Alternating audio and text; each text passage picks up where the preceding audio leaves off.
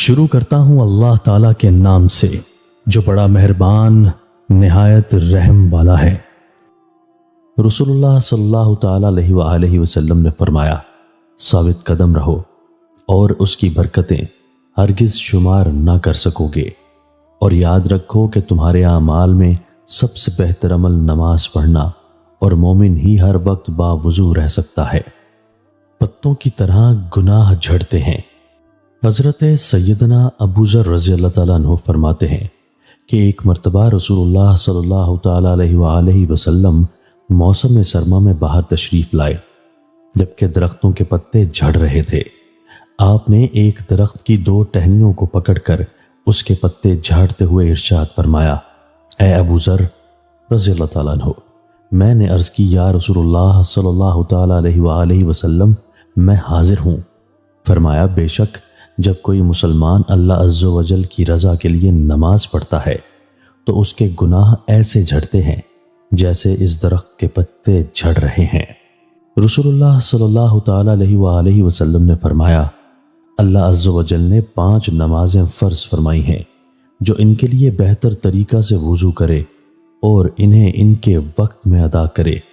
اور ان کے رکوع و سجود خشوع کے ساتھ ادا کرے تو اللہ عز و جل کے ذمہ کرم پر ہے کہ اس کی مغفرت فرما دے، اور جو انہیں ادا نہیں کرے گا تو اللہ عز و جل کے ذمہ اس کے لیے کچھ نہیں، چاہے اسے معاف فرما دے اور چاہے عذاب دے۔ حضرت سیدنا سال بن سعد رضی اللہ تعالیٰ عنہ سے مروی ہے کہ رسول اللہ صلی اللہ تعالیٰ علیہ وآلہ وسلم نے فرمایا، بے شک جنت میں ایک دروازہ ہے جس کا نام ریان ہے، قیامت کے دن اس دروازے سے صرف روزہ دار ہی داخل ہوں گے، ان کے سوا کوئی داخل نہ ہو سکے گا۔ کہا جائے گا کہ روزے دار کہاں ہیں؟ تو وہ اس سے داخل ہوں گے۔ جب دوسرے لوگ اس میں داخل ہونے کی کوشش کریں گے تو یہ دروازہ بند ہو جائے گا اور وہ اس میں داخل نہ ہو سکیں گے۔ روزے جیسا کوئی عمل نہیں۔ حضرت سیدنا ابو امامہ رضی اللہ تعالیٰ عنہ فرماتے ہیں، میں نے عرض کی، یا رسول اللہ صلی اللہ تعالیٰ علیہ وآلہ وسلم، مجھے کوئی عمل بتائیے۔ ارشاد فرمایا، روزے رکھا کرو،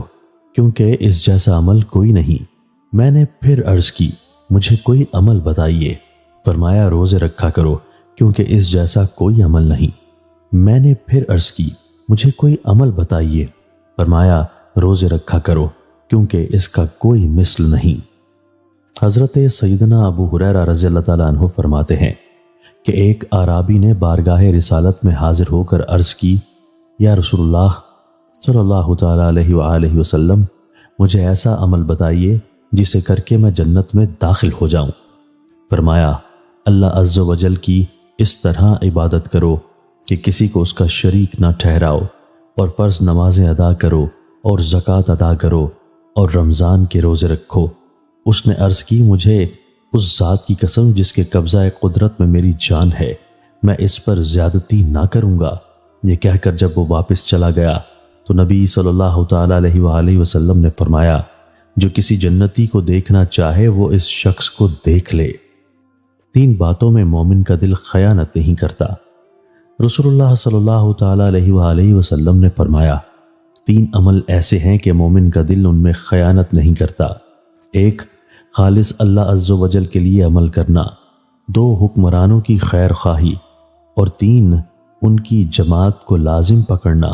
کیونکہ ان حکمرانوں کو دین کی دعوت دینا ان کے ماتحت لوگوں کی اصلاح کا ذریعہ بن سکتا ہے، اور جس کا مقصد دنیا کمانا ہوگا، اللہ عز و جل اس کے کام کو متفرق یعنی جدا جدا کر دے گا، اور اس کے فقر کو اس کے سامنے کر دے گا، اور اسے دنیا سے وہی ملے گا جو اس کے لیے لکھا گیا ہوگا، اور جس کا مطلوب آخرت ہو تو اللہ عز و جل اسے اس کا مطلوب عطا فرما دے گا، اور اس کے دل کو غنا سے بھر دے گا، اور دنیا ذلیل ہو کر اس کے پاس آئے گی۔ حضرت سیدنا معاذ رضی اللہ تعالیٰ عنہ سے مروی ہے کہ رسول اللہ صلی اللہ تعالیٰ علیہ وآلہ وسلم نے ہم سے 5 چیزوں کا وعدہ فرمایا ہے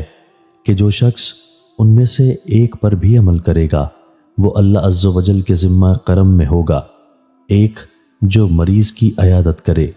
یا 2، جنازے کے ساتھ چلے، یا 3 اللہ عز و جل کی راہ میں جہاد کے لیے نکلے، یا 4 حاکم اسلام کے پاس آئے اور نیک اور جائز باتوں میں اس کی اطاعت کرے،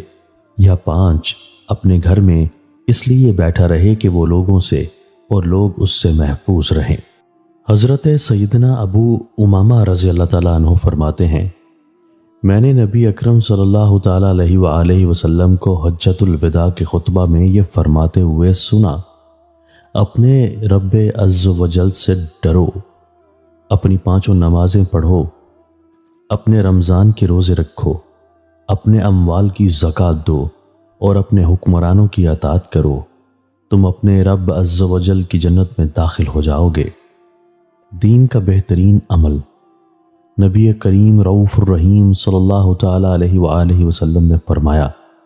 علم کی فضیلت عبادت کی فضیلت سے بڑھ کر ہے، اور تمہارے دین کا بہترین عمل تقویٰ پرہیزگاری ہے۔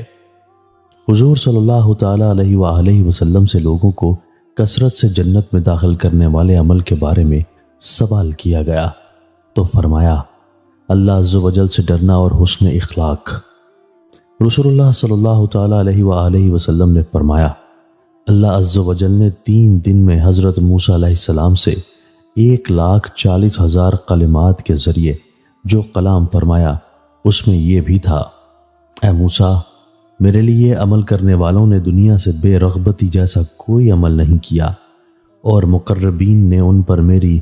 حرام کردہ اشیاء سے بچنے جیسے کسی اور عمل سے میرا قرب حاصل نہیں کیا، اور میری عبادت کرنے والوں نے میرے خوف سے رونے جیسی کوئی عبادت نہیں کی۔ حضرت سیدنا موسیٰ علیہ السلام نے عرض کی، اے ساری کائنات کے رب عز و جل اور روز جزا کے مالک یا ذوالجلال والاکرام، تو نے ان کے لیے کیا تیار کیا ہے اور تو انہیں کیا بدلہ عطا فرمائے گا؟ فرمایا، دنیا سے بے رغبتی رکھنے والوں کے لیے تو میں اپنی جنت کو مباح کر دوں گا، وہ اس میں جہاں چاہیں ٹھکانہ بنا لیں، اور اپنی حرام کردہ چیزوں سے پرہیز کرنے والوں کو یہ انعام دوں گا کہ بروز قیامت ان کے علاوہ ہر بندے سے سخت حساب لوں گا، کیونکہ میں پرہیزگاروں سے حیا کروں گا اور انہیں عزت و اکرام سے نوازوں گا، پھر انہیں بغیر حساب جنت میں داخل فرماؤں گا، اور میرے خوف سے رونے والوں کے لیے رفیق اعلیٰ ہوگا جس میں ان کا کوئی شریک نہ ہوگا۔ اللہ عز و جل سے دعا ہے کہ ہمیں نیک، متقی، پرہیزگار، والدین کا فرما بردار اور سچا عاشق رسول بنائے۔